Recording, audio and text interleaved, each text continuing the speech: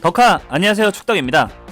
이번 22-23 시즌 겨울 이적 시장 핫 이슈 중에는 이적 시장 막판 펩 과르디올라 감독과 주안 칸셀로의 불화에 관한 이야기가 있었죠.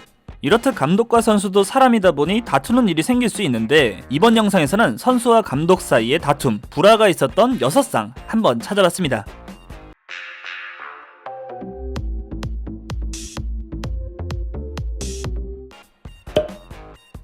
가장 먼저 선정한 선수와 감독은 아일랜드 대표팀에서 함께했던 로이킨과 믹 메카시 감독.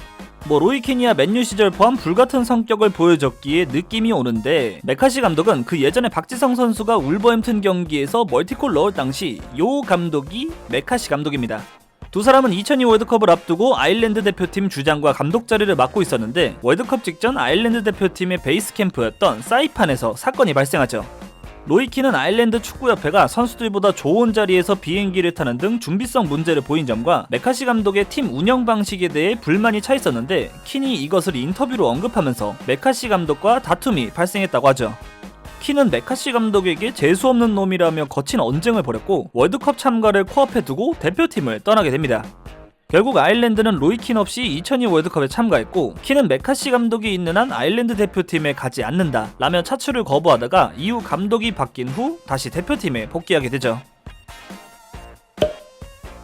선수로서는 최고였지만 감독으로는 아쉬움을 남겨야 했던 루드 굴리트. 굴리트는 1998년 프리미어리그의 뉴캐슬 감독으로 부임했는데, 여기서 사이가 나빠지면 안 될 선수와 불화가 생기게 되죠. 바로 잉글랜드와 뉴캐슬의 레전드 공격수 앨런 시어러였습니다. 첫 시즌은 별탈 없이 지나갔으나 둘 사이는 9900 시즌 문제가 생기는데, 팀의 기강을 잡고자 했던 굴리트는 시어로도 여지없다는 것을 보여주고자 했는지 팀이 9900 시즌 리그 4경기에서 1무 3패로 부진하자 시어러를 벤치로 보내는 강수를 두게 됩니다. 문제는 그 벤치로 보냈던 경기가 프리미어리그에서도 가장 격하기로 소문난 뉴캐슬과 썬더랜드의 타인위어 더비였다는 점.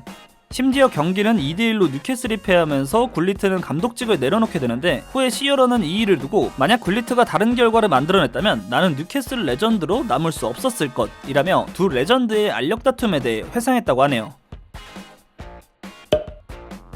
2006 월드컵에서 준우승을 기록한 프랑스 대표팀은 지네딘 지단이 은퇴한 후 유로 2008 조별리그 C조에서 1승도 거두지 못하고 탈락, 2010 월드컵도 오심이라는 행운까지 곁들어 겨우겨우 플레이오프에 거쳐 본선 진출한 불안감이 컸던 대표팀이었죠. 거기에 팀에 더 문제였던 것은 레몽 도메네크 감독과 대표팀 선수들 간의 불화였으니, 선수들은 도메네크 감독의 지도력에 꾸준히 반감이 있었고, 그중 니콜라스 아넬카의 경우엔 도메네크 감독과 다툰 후 2010 월드컵 도중에 집으로 돌려보내지기도 했죠.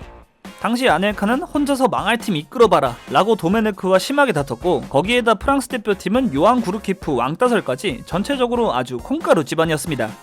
결국 프랑스는 2010 월드컵에서 조별리그 광탈이라는 성적을 거뒀고, 월드컵 탈락 후엔 청문회까지 소집, 아넬카는 국대 18경기 출장 정지, 주장이었던 에브라는 5경기 출장 정지 등 막장 드라마를 보여줬습니다. 2010년 레알 마드리드 감독으로 부임한 주제 무리뉴는 1011 시즌 리그 2위를 기록했고, 11-12 시즌은 3시즌 동안 바르셀로나에 내줬던 리그 우승 타이틀을 빼앗으며 승승장구에 나갔죠. 허나 무리뉴는 레알 3년 차였던 12-13 시즌 선수단과 불화를 겪게 됩니다.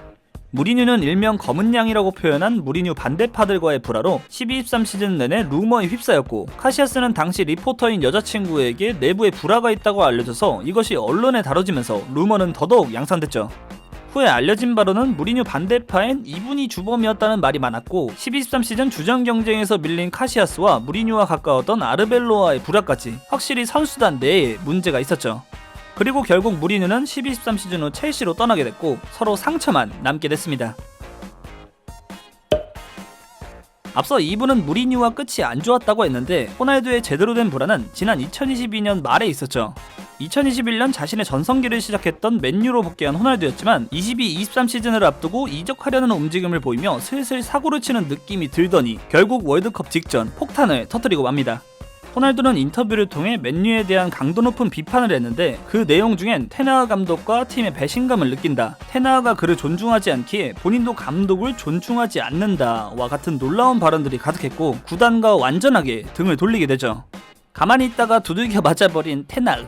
이건 둘의 불화보다는 일방적으로 당한 것 같긴 한데 결국 호날두는 맨유에서 쫓겨나 월드컵 이후 사우디로 떠나면서 우선 일단락 되긴 했지만 맨유 팬이라면 확실히 눈살을 찌푸리게 할 사건이었죠. 뭐 물론 제3자는 싸움 구경 꿀잼.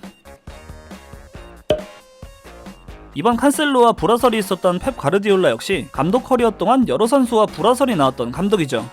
그리고 그중 가장 놀라웠던, 아니 흥미진진했던 건 바르셀로나 감독 시절 질라탄 이브라이모비치와의 갈등이었다고 할 수 있죠. 두 인물 모두 자신의 철학이 확고한 인물인 것은 유명한데 과르디올라의 바르셀로나는 2009년 또 다른 불화가 있었던 사무엘 에토에다가 현금까지 더해 질라탄을 영입하게 됩니다.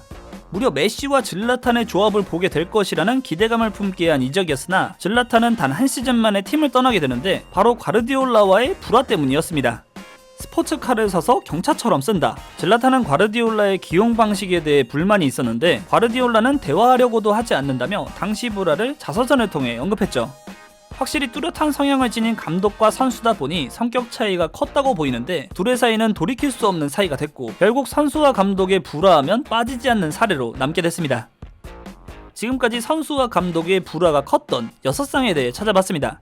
사례들을 보니까 감독이건 선수건 적어도 둘 중 한 명은 자기 주장이 아주 강한 인물들이었네요. 영상 재밌게 보셨다면 구독과 좋아요 부탁드립니다. 그럼 안녕!